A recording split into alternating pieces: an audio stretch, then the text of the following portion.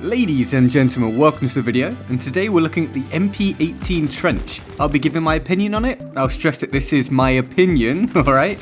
Initially based on stats, but eventually on how it feels and performs for me when I use it, which I always think is a much more reliable measure. You may be asking why we're talking about this, as the MP18 Trench is, I think, available when you start Battlefield 1, and we're currently about 9 months into the game's life cycle. Well, the reason is that I recently made a video about the Hellriegel factory, and I had people on Reddit, the Battlefield 1 forums, and possibly even in the video's comment section say that the MP18 is as good as or even better than the Hellriegel as an all-round weapon, and this was extremely confusing to me. So I decided to look into it. Firstly, I tried to find out what people were basing their statements on. Everyone seemed to be talking about statistics.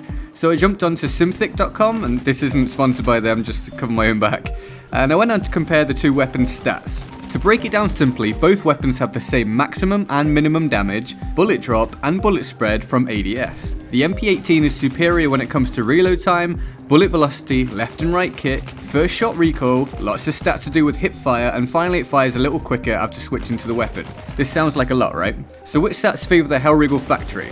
Well, it has a faster rate of fire, less upwards kick, and a far larger magazine. This doesn't seem like much support for the Hellriegel, but something that seems to have been missed by most who support the MP18 as a stronger all-round weapon than the Hellriegel is the time to kill chart. This heavily favours the Hellriegel at I believe all ranges. So what does this all mean? Well, just based on stats, my opinion would be that it looks like the MP18 is more like your typical SMG in that it can be used without a focus on precision, as it has strong hipfire and can be fired quickly when you switch to the weapon.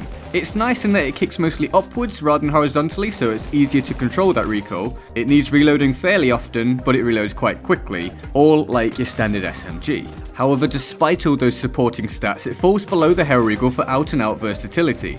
I can also tie in my experience now of actually using the weapon. It can't kill multiple people at once as reliable as the Hellriegel due to the much smaller magazine size. It isn't as effective at further ranges, and actually the Hellriegel doesn't feel like it actually kicks that much horizontally despite the stats, in my personal opinion. So this strength feels a tad wasted really, especially as the Hellriegel kicks less vertically.